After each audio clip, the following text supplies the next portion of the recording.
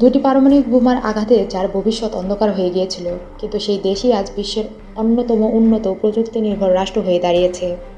আজকের প্রতিবেদনে জানবেন জাপান কিভাবে একটি উন্নত রাষ্ট্রে পরিণত হলো, পারমাণবিক বোমা হামলার পর জাপানের অবস্থা কেমন ছিল, আজ জাপান কোথায় দাঁড়িয়ে, এবং ইতিহাসে জাপানের নেতারা কী মারাত্মক ভুল করেছিলেন। জাপান ধ্বংসস্তূপ থেকে উন্নত রাষ্ট্রে পরিণতির ইতিহাস।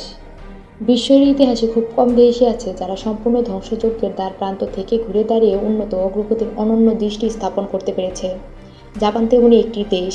দ্বিতীয় বিশ্বযুদ্ধের ভয়াবহতা, পারমাণবিক বোমার ধ্বংসযজ্ঞ ও রাজনৈতিক ও সামরিক ভুলের পরও জাপান আজ বিশ্বের অন্যতম রাষ্ট্র, প্রযুক্তি নির্ভর ও সুশৃঙ্খল রাষ্ট্র। এই রচনায় তুলে ধরা হলো পারমাণবিক বোমা হামলার পর জাপানের অবস্থা, তাদের পুনর্গঠনের পথ, বর্তমান অবস্থা এবং ইতিহাসে তাদের নেতাদের করা বড় বড় ভুলগুলো। যুদ্ধের আগে জাপান ও নেতৃত্বের ভুল সিদ্ধান্ত। দ্বিতীয় বিশ্বযুদ্ধের আগে জাপান ছিল একটি সামরিকবাদী ও সাম্রাজ্যবাদী রাষ্ট্র। সে সময় দেশটির শাসক গোষ্ঠী বিশ্বাস করত শক্তি ও যুদ্ধের মাধ্যমে জাতির সম্মান ও উন্নতি নিশ্চিত করা সম্ভব। চীন, কোরিয়া ও দক্ষিণ পূর্ব এশিয়ায় আগ্রাসন চালিয়ে জাপান নিজেদের শক্তিশালী প্রমাণ করতে চেয়েছিল, কিন্তু এই আগ্রাসন নীতিই ছিল তাদের ইতিহাসের প্রথম বড় ভুল। নেতারা জনগণের কল্যাণ, শিক্ষা, অর্থনৈতিক উন্নয়নের পরিবর্তে সামরিক শক্তিতে সর্বোচ্চ অগ্রাধিকার দিয়েছিলেন। পারমাণবিক বোমা ও জাপানের ভয়াবহ অবস্থা।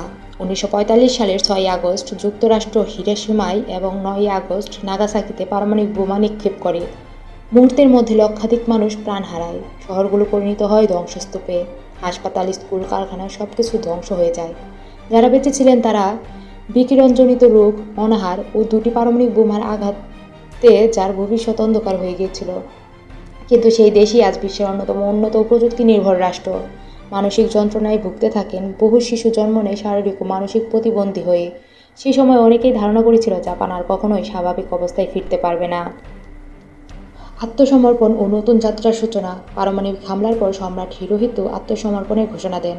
এটি ছিল জাপানের জন্য অত্যন্ত কঠিন সিদ্ধান্ত, কিন্তু ইতিহাস প্রমাণ করেছে এটাই ছিল সবচেয়ে বুদ্ধিমান সিদ্ধান্ত। যুদ্ধ পরিত্যাগ করে জাপান নতুন সংবিধান প্রণয়ন করে, যেখানে শান্তি, গণতন্ত্র ও মানবাধিকারের প্রতি অঙ্গীকার করা হয়। সামরিক শক্তির পরিবর্তে উন্নয়ন, শিক্ষা ও প্রযুক্তিতে রাষ্ট্রীয় অগ্রাধিকার দেওয়া হয়। উন্নয়নের পথে জাপানের কৌশল। যুদ্ধ শেষে জাপান প্রথমেই শিক্ষা ব্যবস্থাকে ঢেলে সাজায়। শিশুদের শেখানো হয় শৃঙ্খলা, সততা, সময়ের মূল্য ও দলগত দায়িত্ববোধ।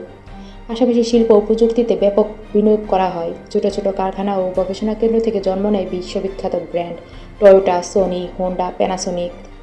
জাপান প্রমাণ করে দেয় প্রাকৃতিক সম্পদ ছাড়াও মানব সম্পদ দিয়েও একটি দেশ উন্নত হতে পারে।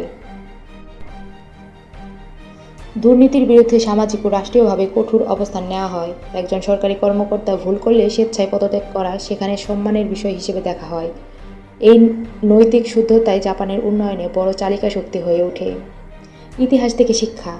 জাপানের ইতিহাসের সবচেয়ে বড় ভুল ছিল অতিরিক্ত সামরিক আগ্রাসন ও বিশ্ব রাজনীতির বাস্তবতা ভুলভাবে মূল্যায়ন করা, যুক্তরাষ্ট্রের শক্তিকে অবমূল্যায়ন করা, ভিন্ন মত দমন করা এবং জনগণের চাহিদাকে উপেক্ষা করা।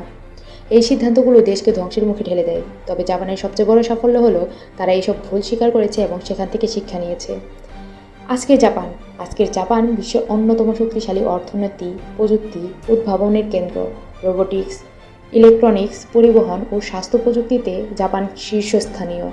যুদ্ধ বিমুখ নীতি অনুসরণ করে দেশটি শান্তি ও মানব উন্নয়নের প্রতীক হয়ে উঠেছে।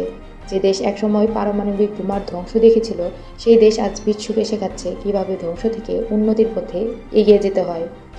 জাপানের ইতিহাস আমাদের একটি গভীর শিক্ষা দেয়। যুদ্ধ ও আগ্রাসন কখনো উন্নয়নের পথ নয়। ভুল স্বীকার করা দুর্বলতা নয়, বরং শক্তি। শিক্ষা, শৃঙ্খলা, সততা ও দীর্ঘমেয়াদী পরিকল্পনায় একটি জাতিকে এগিয়ে নেয়। জাপান তার জীবন্ত প্রমাণ। ধ্বংসস্তূপের মাঝেও যদি সঠিক নেতৃত্ব ও নৈতিক সিদ্ধান্ত থাকে, তবে একটি জাতি আবারও ঘুরে দাঁড়াতে পারে।